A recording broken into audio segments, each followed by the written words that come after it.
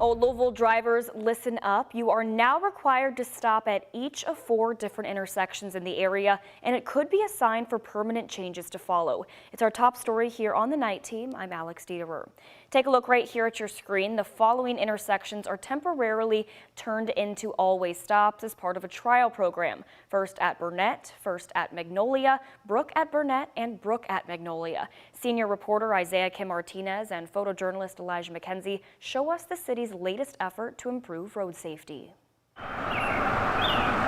Driving through the heart of Old Louisville to start 2024, you may see blinking red and stop signs rather than the usual traffic signals that have guarded these intersections for years. Do these kind of changes make you feel safer?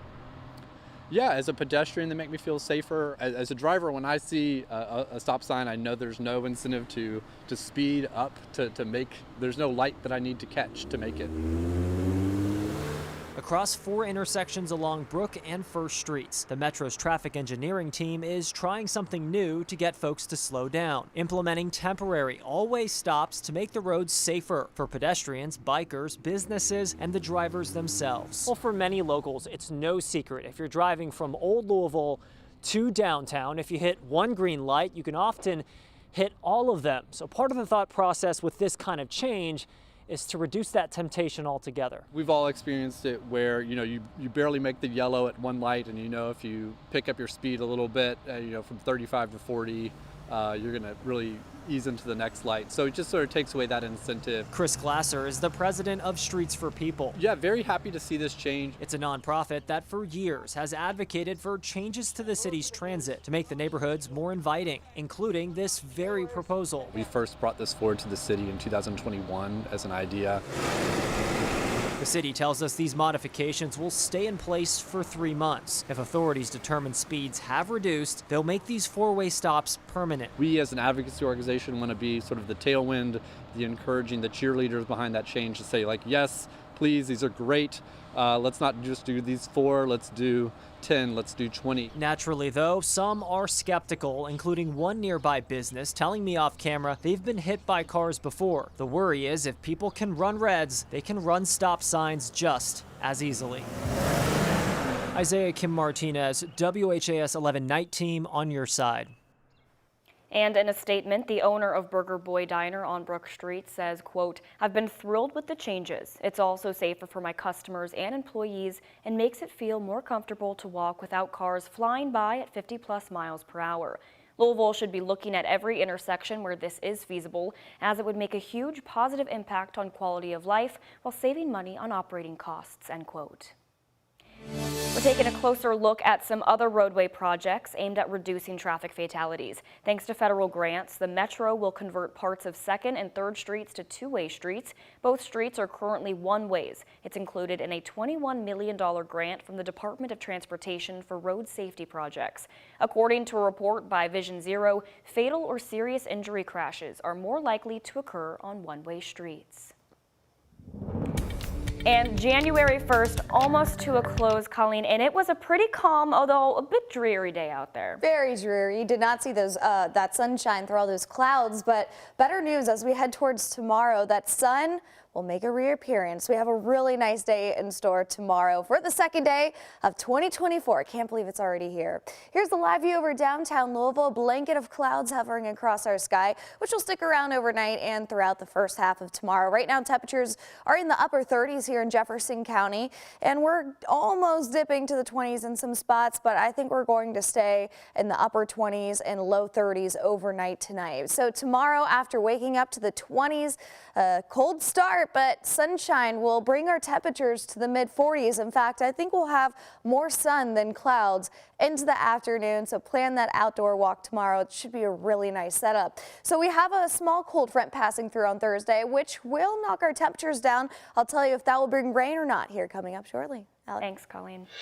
Between midnight and 6 a.m. on New Year's Day, LMPD says a couple hundred calls were made for shots fired. However, it can be difficult to tell the difference between gunfire and fireworks. It's a difference that's easier to notice when the bullet comes crashing through your roof. Our Ian Hardwitt and Alyssa Newton visited a family today who found a bullet in their living room.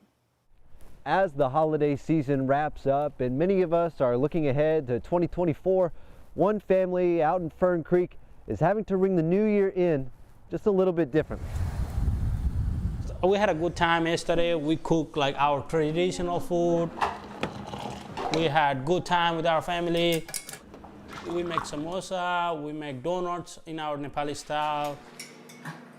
Everything was nice except this in the morning. Like, welcome 2024 with the bullet gun. It's not exciting at all. Mitra Bastola says he heard a crash after midnight on New Year's Day, but he thought it was just fireworks. Yep, it was on the carpet. A pointed bullet, Yep. the kind that usually comes out of a It rifle. was right here, and it's still hot whenever we picked it up. Landing in the living room, it damaged Bastola's coffee table after piercing the skylight above, as you can see from the Sky 11 drone. He's heard of one other neighbor whose kitchen was struck by a bullet too. After 12 years of living in Louisville, coming to America as a refugee, it's the first time Bastola's encountered gunfire. Never use gun or bullet or anything. It's also the second time he's looking to fix the roof on his new house. But this is the worst because somebody could get shot, right? Someone like his son, wife, or parents. As a Hindu, Bastola's learned to embrace some American traditions, like Christmas, but celebrating New Year's by shooting guns into the air is one he can't understand. Like, I know fireworks, 1 or 2 fireworks, and I do that fireworks too. I do it with my friends, it's my son. But this is not the way to celebrate anything.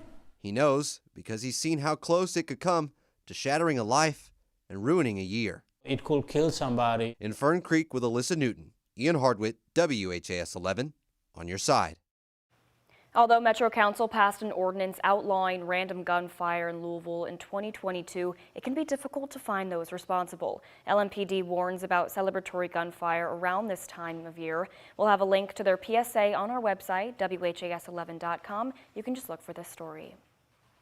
And speaking of the dangers of celebratory gunfire, LG&E says a bullet hit a power line, causing a truck to catch on fire and hundreds of people to lose power. Take a look at this video right here. It happened on Strawberry Lane right after midnight.